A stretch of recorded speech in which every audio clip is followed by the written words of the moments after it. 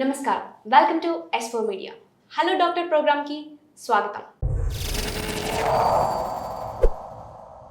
ఇప్పుడు మెయిన్గా అందరినీ బాధించే సమస్య రక్తపోటు. చిన్న లేదు పెద్ద లేదు. అయితే రక్తపోటు అంటే ఏంటి, దీంట్లో ఎన్ని రకాలు ఉన్నాయి, దీనికి నివారణ ఏంటి, ఈ విషయాలన్నీ మనం తెలుసుకునే ప్రయత్నం చేద్దాం. మనతో ఉన్నారు doctor Nani Bavaji, MD physician diabetologist. నమస్కారం సార్. సార్ చెప్పండి, అసలు ఈ రక్తపోటు అంటే ఏంటి, ఎలా స్టార్ట్ అవుతుంది? ముందు రక్తపోటు అంటానికన్నా మనం ముఖ్యంగా ఇది మామూలుగా అందరూ బీపీ వచ్చింది అంటూ ఉంటారు. కానీ మన శరీరం మన గుండె కొట్టుకుంటున్నప్పుడు దాని యొక్క ఏదైతే ఒక స్పీడ్ ఉంటుంది, రక్తనాళాల్లో వెళ్ళే విధానం కానీ దాన్ని మనము ఒక కొలమానంగా చూపిస్తాం. అది 120/80 స్పీడ్లో రక్తం మన ఒంటిలో ప్రవహిస్తూ ఉంటుంది.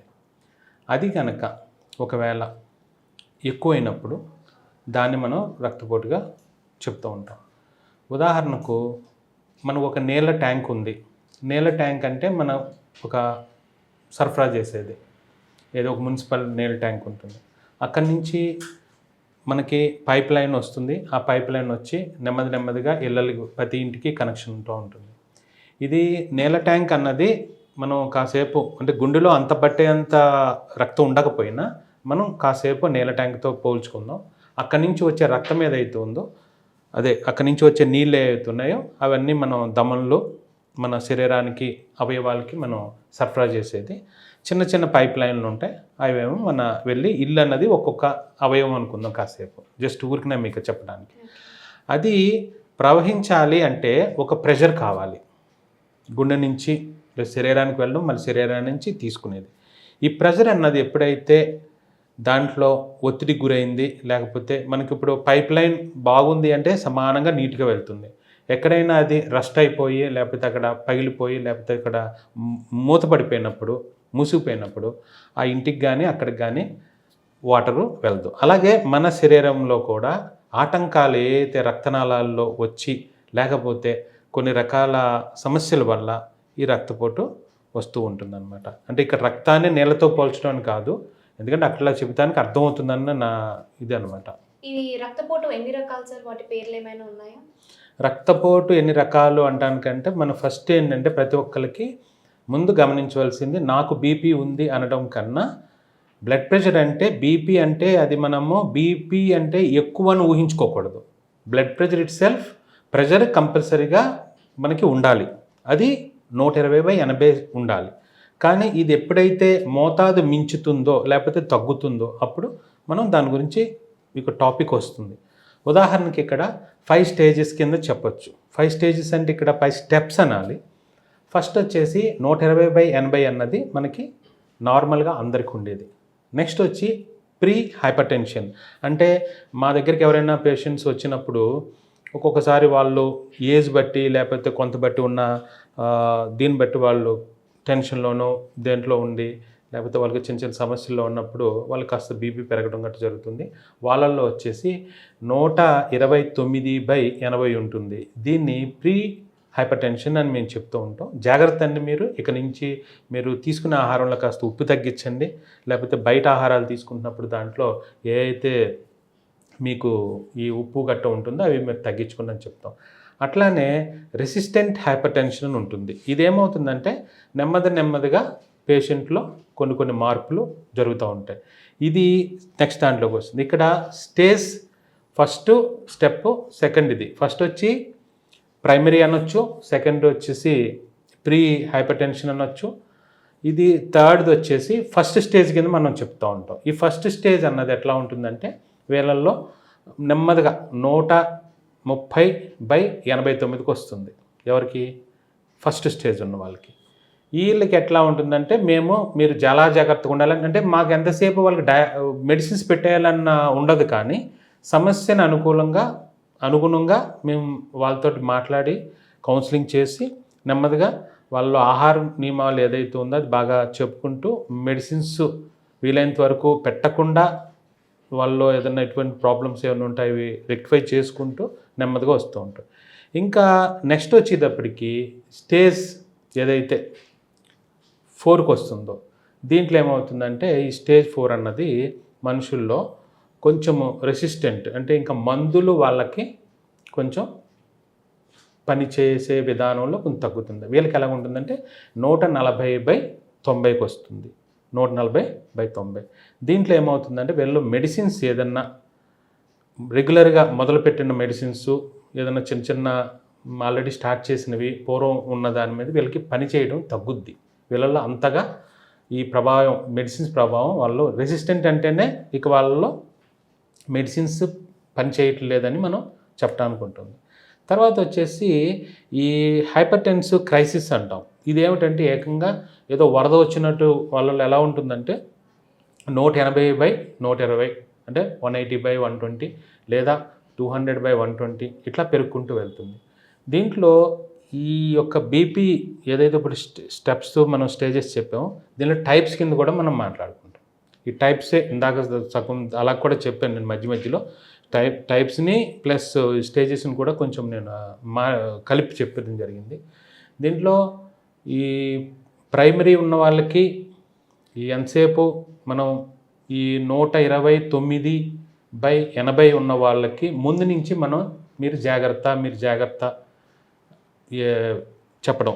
ఎలివేటెడ్ అంటే మీకు ప్రీ హైపర్టెన్షన్ వీళ్ళకి కూడా అంటే 130/89 వీళ్ళకి మనం ఒక రకమైన హెచ్చరిస్తూ ఉంటాం, డైట్ బాగా చెబుతూ ఉంటాం.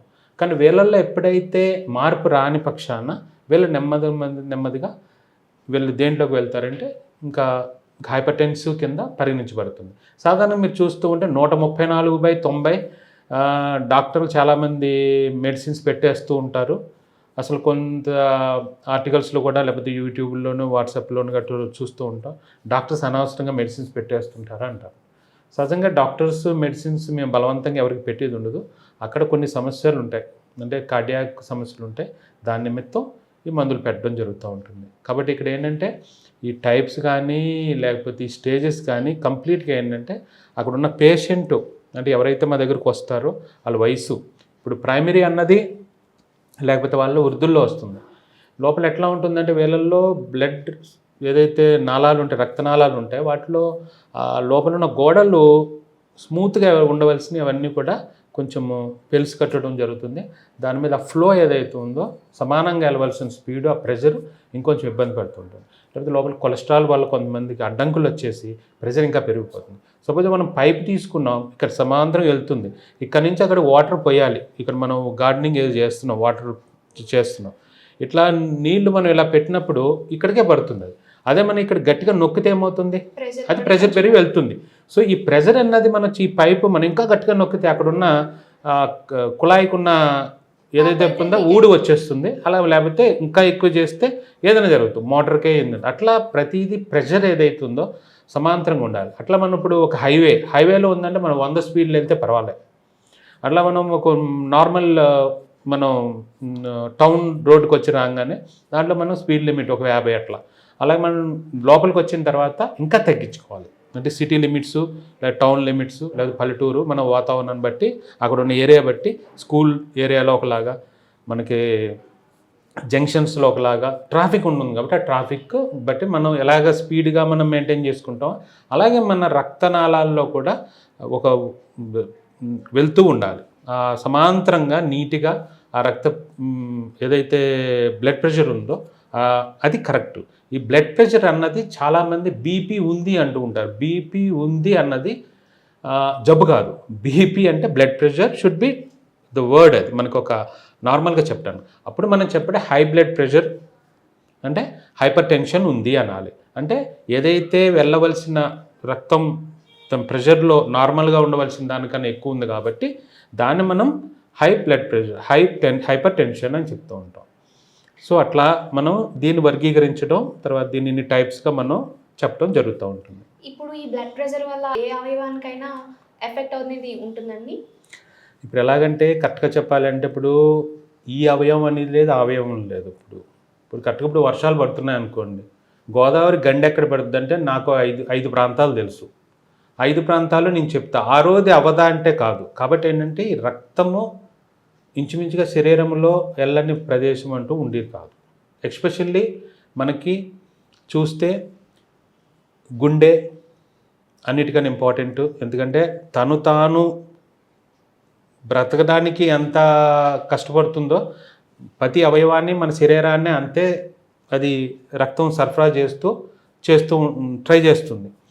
మనం ఏం చేస్తూ ఉంటామంటే ఆ ఉన్న ఈ గుండెకి ఎక్కువ ఒత్తిడి మనం పెట్టేస్తూ ఉంటాం. ఎట్లాంటి ఒత్తిడి పెట్టేస్తూ ఉంటాం, మనం తీసుకునే ఆహారంలో కానీ లేకపోతే మన వర్క్ కానీ ఇవన్నీ కూడా ఒత్తిడితో కూడడం వల్ల గుండెని ఎక్కువ ఇబ్బంది పెట్టడం జరుగుతూ ఉంటుంది.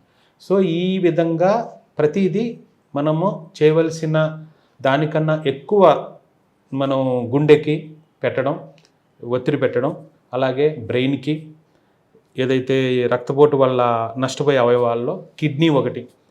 ఏదైతే కిడ్నీ ఉందో ఇప్పుడు దీంట్లో ఏంటంటే బాగా చెప్పాలి అంటే ఫస్ట్ సెకండ్ దీంట్లో మనకి నష్టపోయే దాంట్లో ఎక్కువ శాతం కిడ్నీస్ వల్ల, ఈ షుగరు, బీపీ, కొలెస్ట్రాల్ వల్ల హార్టు అలాగే కిడ్నీస్ ముందు బాగా నష్టపోయే పరిస్థితి ఉంటుంది. కిడ్నీస్ ఎందుకంటే అంటున్నాను, చాలామందికి లోపల చిన్న చిన్న నీటి కంతులు ఉంటూ ఉంటాయి.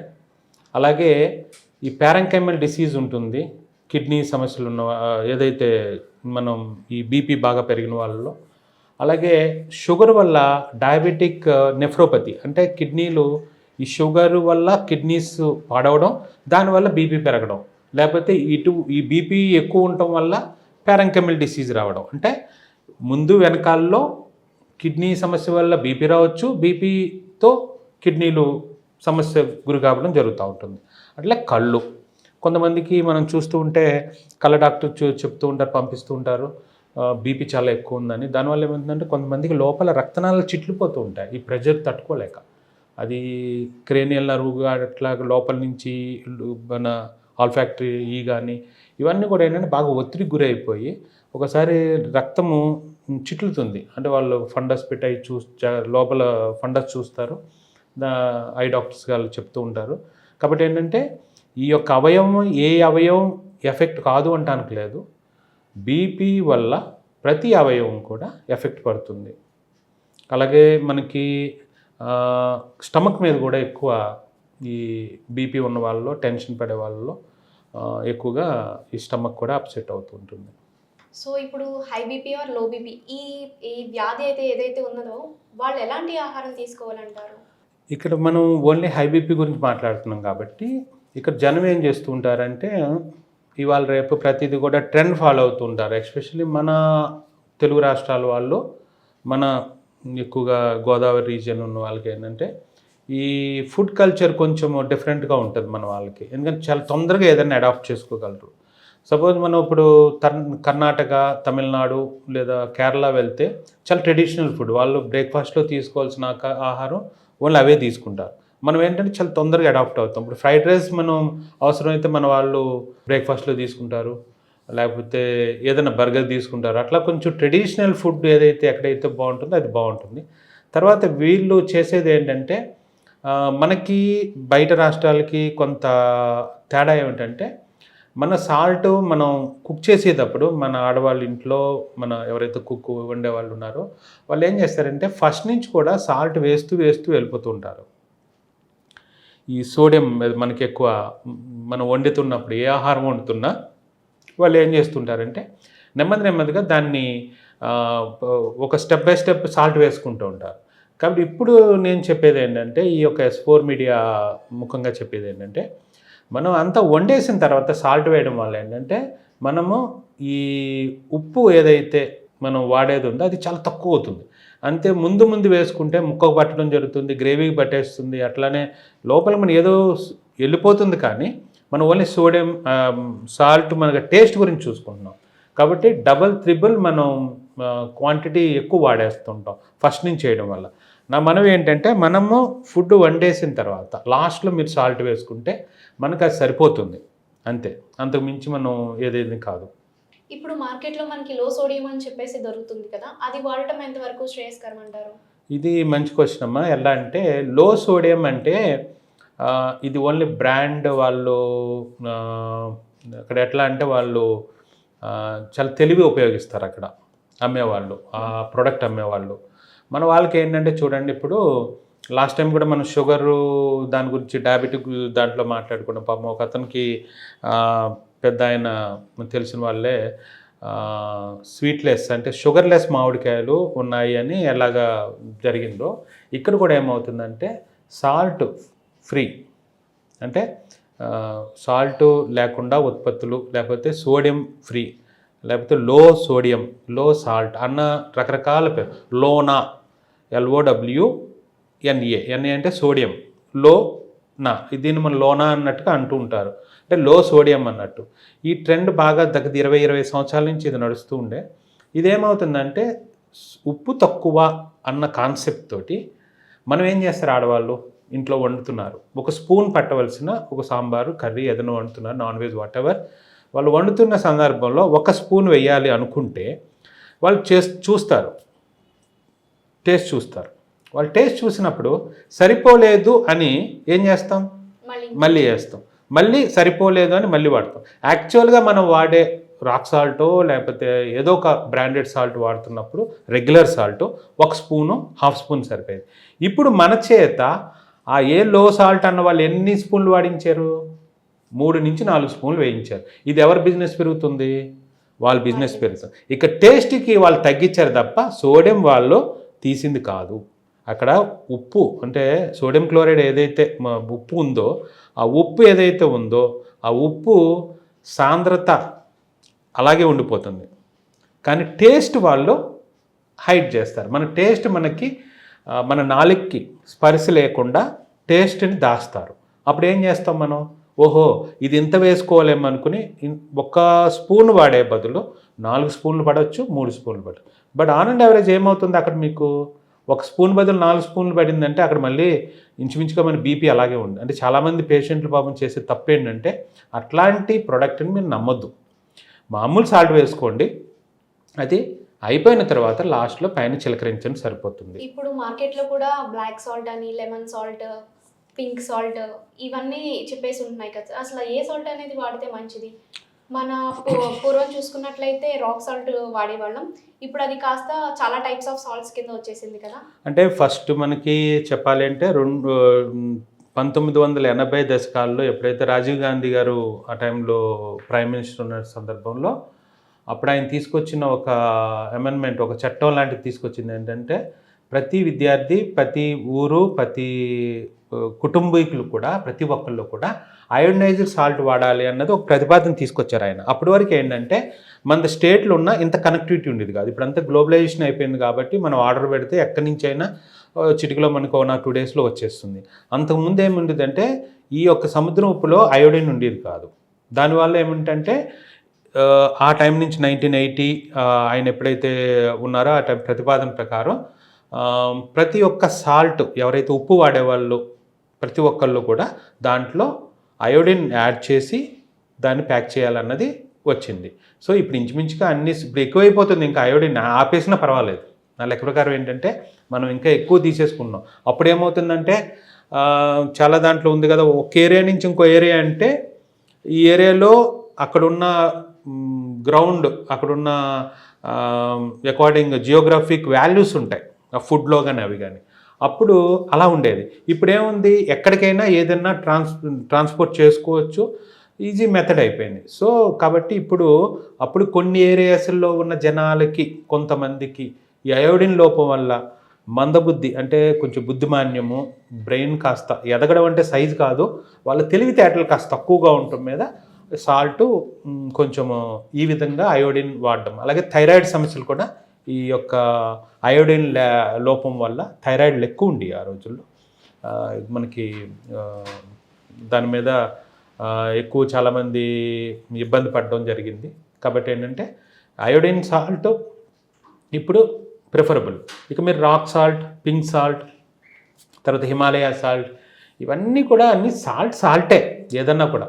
దాంట్లో ఏంటంటే వాళ్ళు బ్రాండెడ్ పెట్టవచ్చు, లేకపోతే వాళ్ళు వాడే విధానంలో, ప్రాసెసింగ్ చేసే విధానంలో కొన్ని మార్పులు ఉండొచ్చు.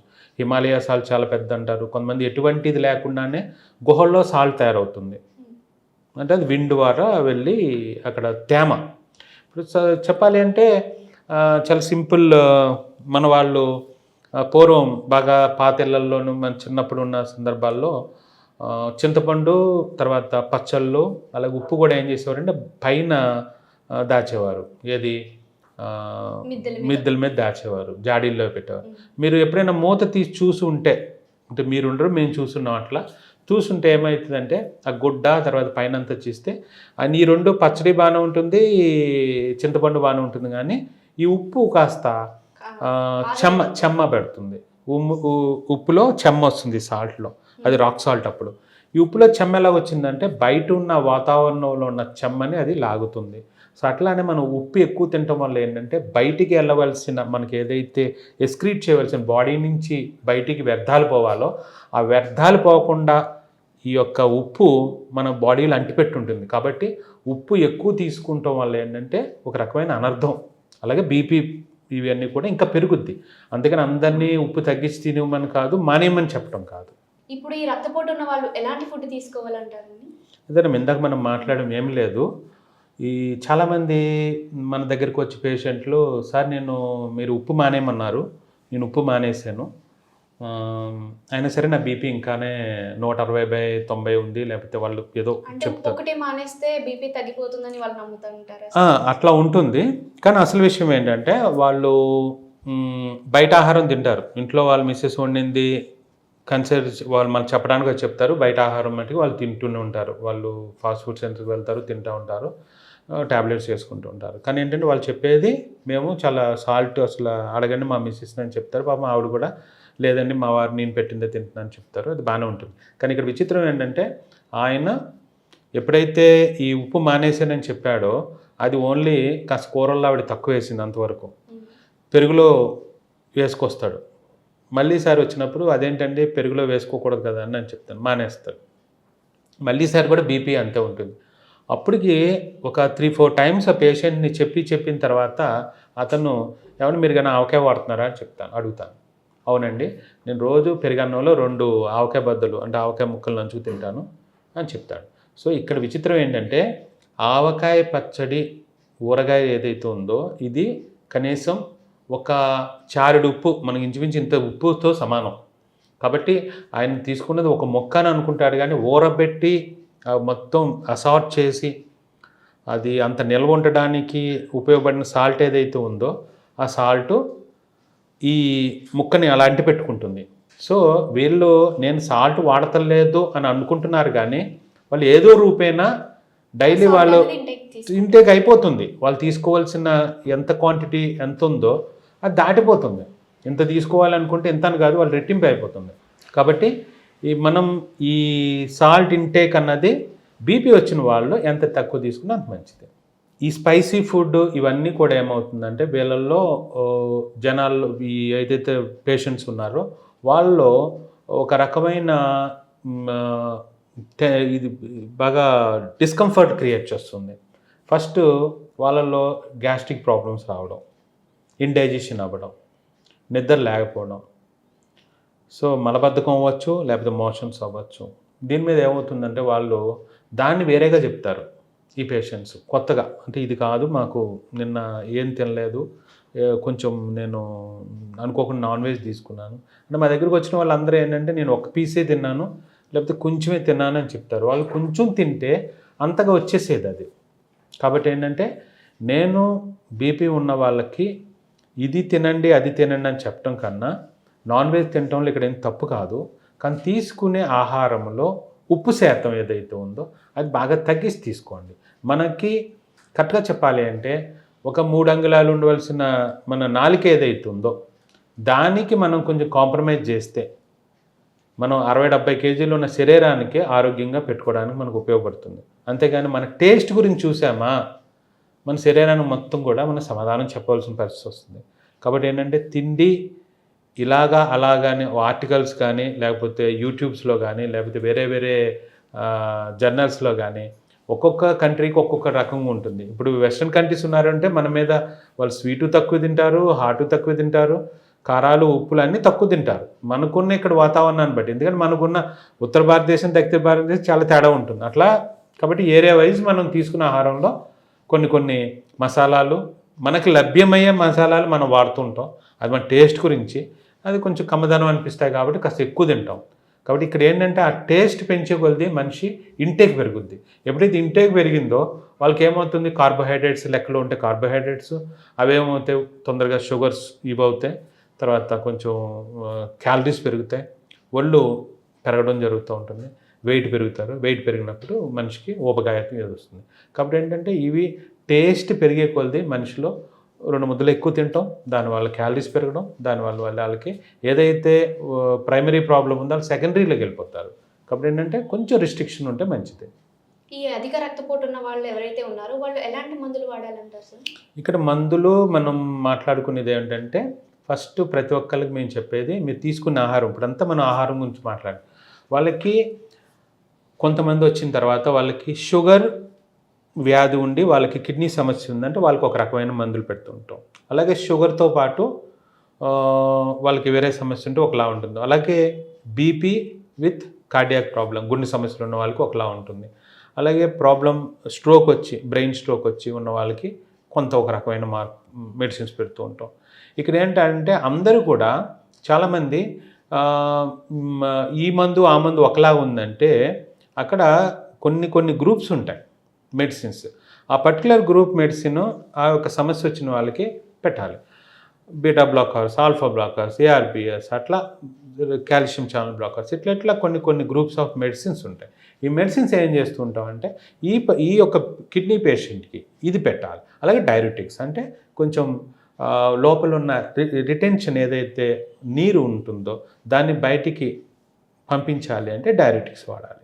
అలాగే కాళ్ళు వాస్తూ ఉంటాయి కొంతమందికి, బీపీ వాళ్ళు కానీ, అంటే గుండె ఏదైతే కొట్టుకునే విధానంలో లేకపోతే ఆ ఒక్క దాంట్లో ఏమవుతుందంటే ఈ లెఫ్ట్ వెంట్రికులర్ కానీ లేకపోతే గుండెలో కొన్ని మార్పులు కానీ ఇవి కొంచెం సాగడం జరుగుతుంటుంది. అట్లా కిడ్నీ సమస్యలు వస్తుంటాయి. కిడ్నీ పనిచేసే క్షమత ఏదైతే ఉందో ఆ క్షమత కోల్పోవడం వల్ల మళ్ళీ ఈ యూరిన్ బాడీలో ఉన్న నీటి శాతం ఇవన్నీ కూడా బయటికి పంపించాలి. మన వ్యర్థాన్ని బయటికి తోడాలి అంటే డైరెటిక్స్ వాడడం జరుగుతూ ఉంటుంది. అంటే గుండె సమస్యలు ఉన్నవాళ్ళు, కిడ్నీ సమస్యలు ఉన్న వాళ్ళకి కొంచెం ఒక రకమైన మందులు ఇంక వేరేగా ఉంటాయి. దానికి కలిపి కాదు, వాళ్ళకు ఒక రకం వీళ్ళకు ఒక రకం ఉంటుంది. అట్లాగే కొన్ని మందులు వాళ్ళకి కొంతమంది ఏం చేస్తుంటారంటే సరే ఈ మందు వేసుకుంటే నాకు దగ్గు వస్తుంది కొంచెం అంటారు. అది చిన్నది, దాన్ని పెద్దగా మనం తీసుకునేది కాదు. ఒక్కోసారి కార్డియాక్ మెడిసిన్స్ వారిలో ఏసీ ఇన్హిబిటర్స్ పెడతారు, లేకపోతే కిడ్నీ ప్రాబ్లమ్స్లో కూడా పెడుతూ ఉంటాము, బీటా బ్లాకర్స్ పెడుతూ ఉంటాం. దీనివల్ల కొంచెం దగ్గు వస్తుంది, అది పెద్దగా నెగ్లిజిబుల్, పెద్ద పట్టించుకునేది కాదు. బాగా ఎక్కువ వస్తే డాక్టర్ని సంప్రదించడం, ఆ మెడిసిన్ బదులు వాళ్ళు ఏదన్నా ఇంకొకటి ప్రత్యామ్నాయంగా ఆలోచించి పెడతాం జరుగుతూ ఉంటుంది. కానీ ఏ మందులు కూడా డాక్టర్ ప్రిస్క్రిప్షన్ లేకుండా మార్చడం, మీరు చేసుకోవడం, అలాగే ఏదో మార్కెట్లో వేరే మందులు దొరికినాయని రీప్లేస్ చేసేయడం వితౌట్ డాక్టర్ నాలెడ్జ్ మనం చేయడం పేషెంట్ చేయడం అంతగా మంచిది కాదు. Thank you so much sir, చాలా వాల్యుబుల్ ఇన్ఫర్మేషన్ షేర్ చేశారు. చూసారు కదా, మళ్ళీ ఇంకొక ఎపిసోడ్లో కలుద్దాం. అంతవరకు సెలవు, నమస్తే.